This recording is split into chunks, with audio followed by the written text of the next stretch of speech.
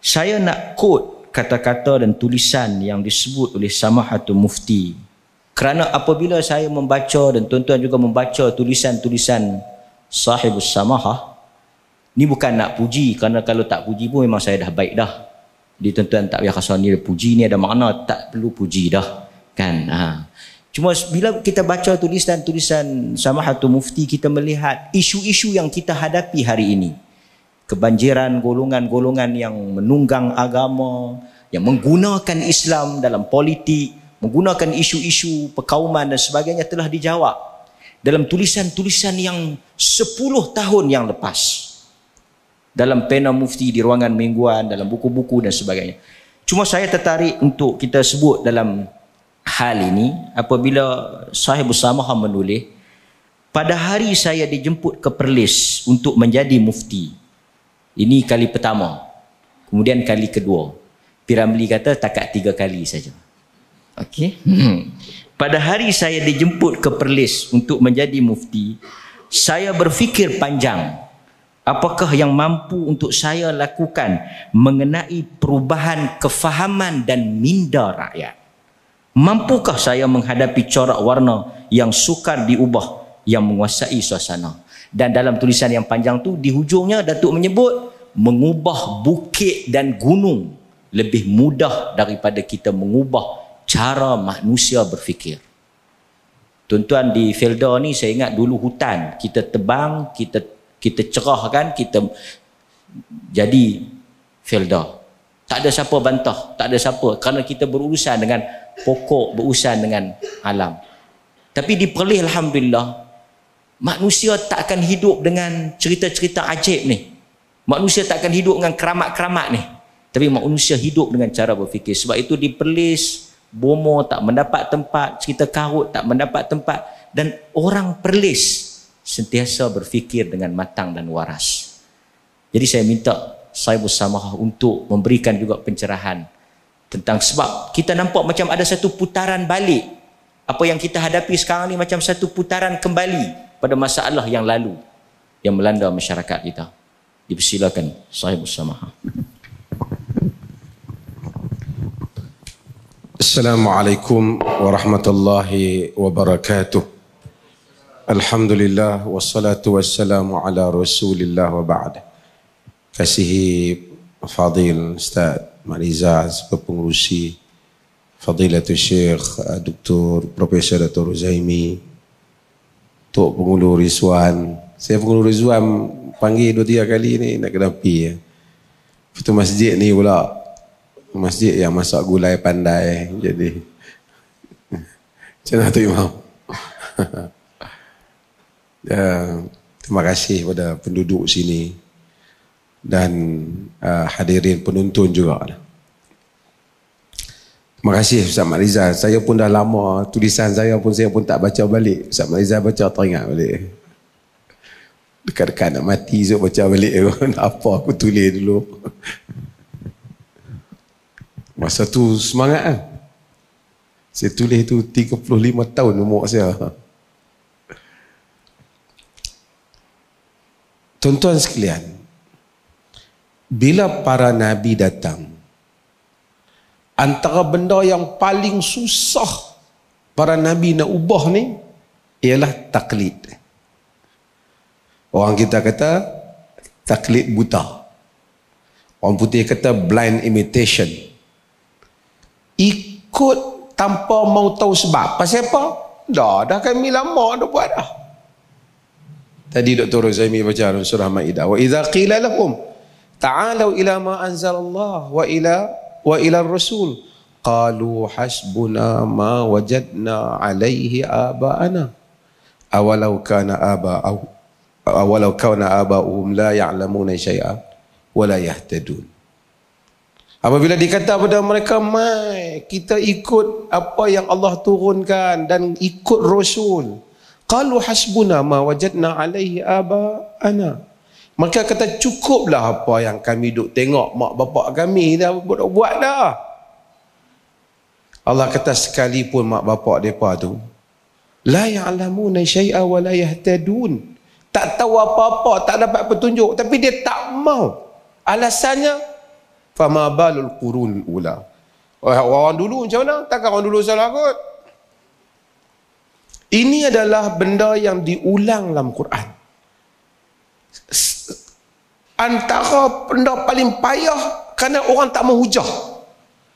Bila mai Nabi bawa hujah, dia tak mau. Dia kata, Allah yang nak ubah pasal apa Muhammad? Kami dok buat benda ni dah. Tak ada masalah apa pun.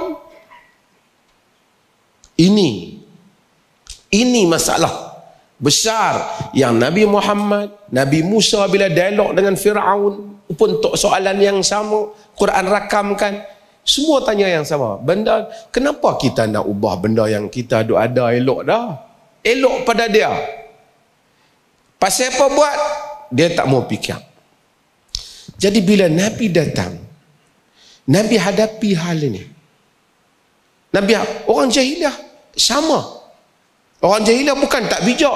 Bijak. Duraid bin As-Summah. Duraid bin Summah.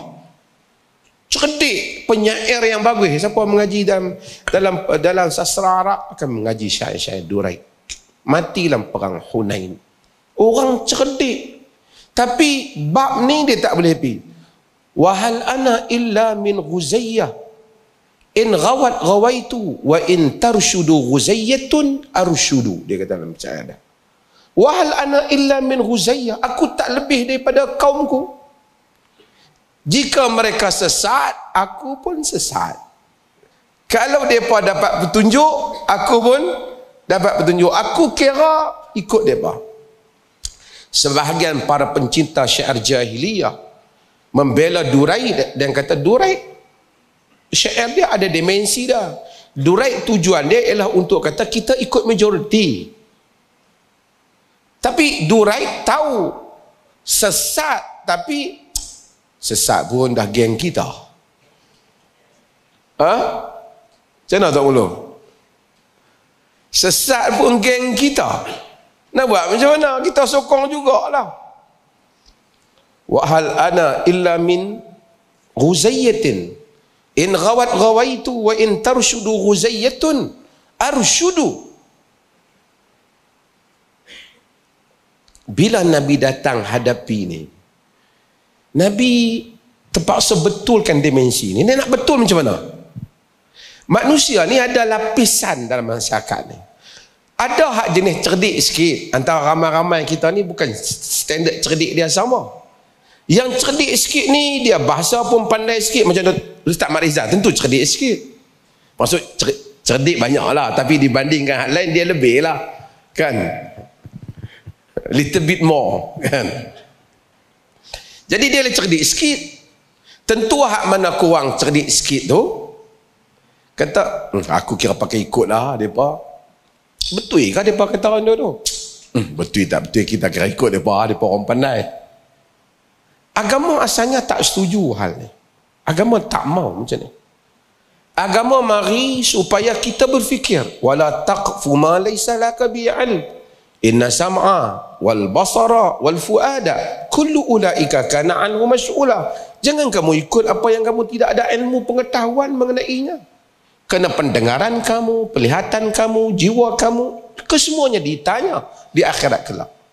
Jam, mereka tak mau juga. Macam mana? Nabi kena nak bagi start dia fikir, betul ke kita duk buat ni? Betul ke? Selama ni bunuh anak perempuan. Bunuh anak perempuan. Wa idzal mau'udatu su'ilat bi ayyi dhanbin qutilat. Apabila anak yang dibunuh, anak perempuan yang dibunuh itu ditanya, di atas dosa apa mereka dibunuh? Logik pun fikir apa siapa yang nak pergi bunuh. Tapi oleh kerana benda tu dah berjalan dalam masyarakat, kita ikutnya lah. Bila Nabi datang, Nabi nak main betulkan hal ni.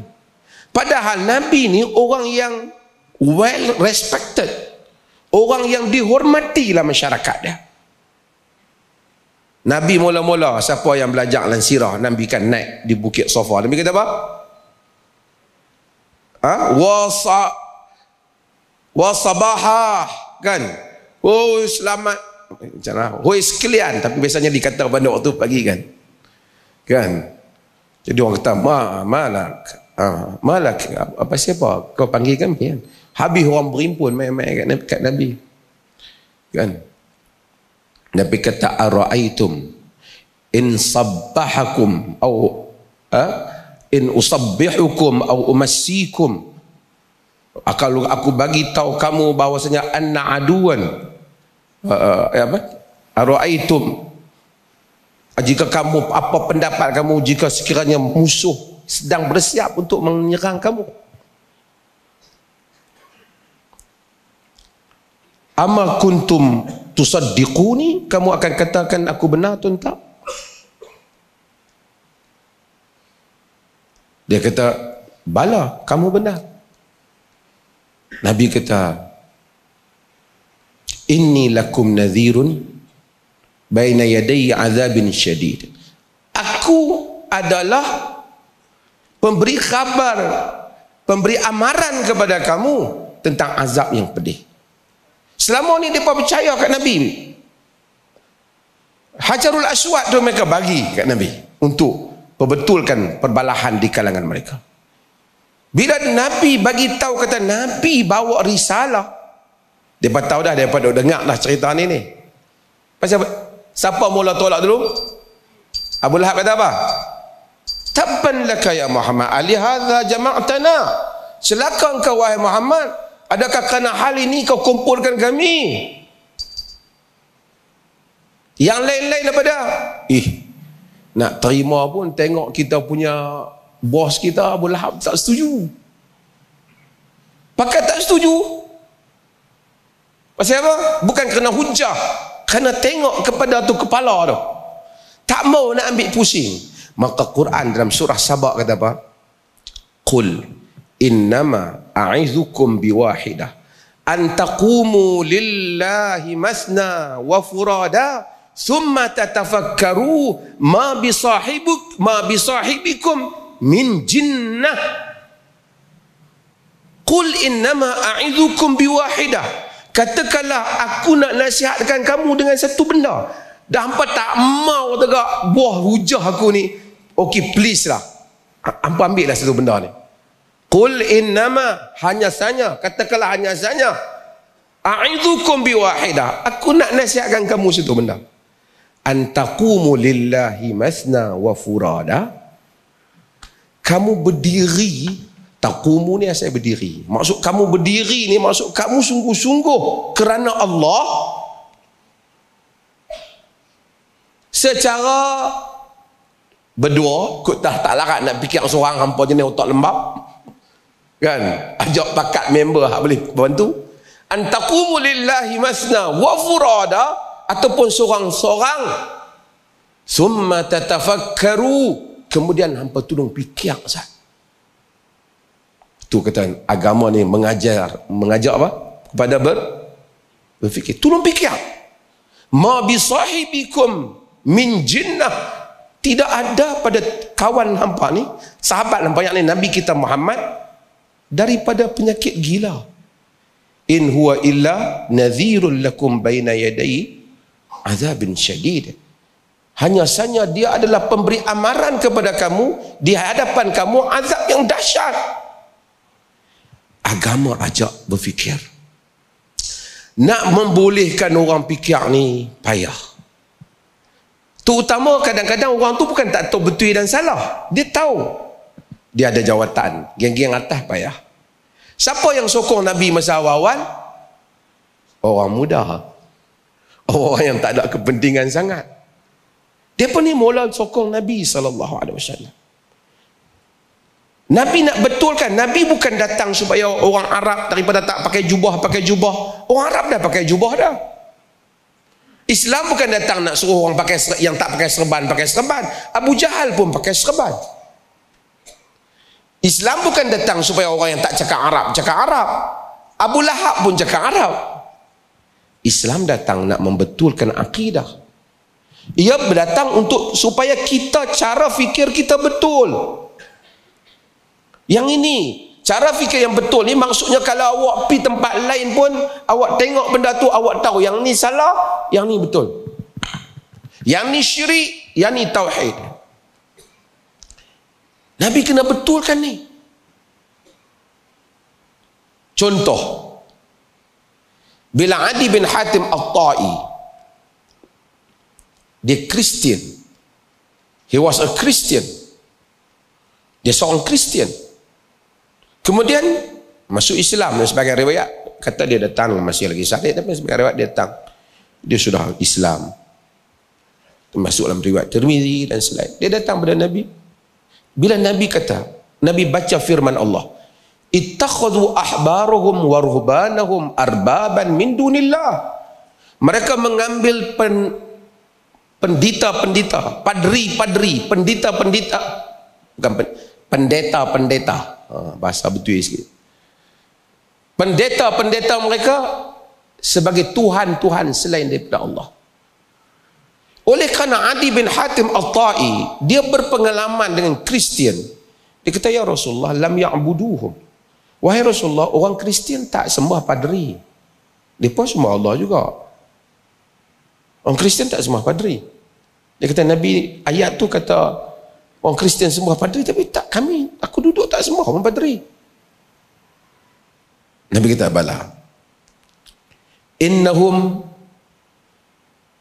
harramu alaihimul halala wa ahallu lahumul harama fattaba'uhum fadzalika ibadatuhum iyahum. Nabi kata, ya, tapi mereka mengharamkan apa yang Allah halalkan untuk mereka dan menghalalkan apa yang Allah haramkan. Kamu, depa tu pi ikut padri, patut ikut Allah. Benda Allah kata haram, padri kata halal. Benda Allah kata halal, padri kata haram, mereka ikut padri. Itulah ibadat mereka pada padri. So Islam datang dengan satu konsep untuk faham, ibadat bukan soal pi hengguk-hengguk ya. Apabila kita pi ikut dia, sekalipun ternyata salah dan mengagungkan apa yang kita ikut, itu ubudiyah, itu penghambaan, itu pengabdian.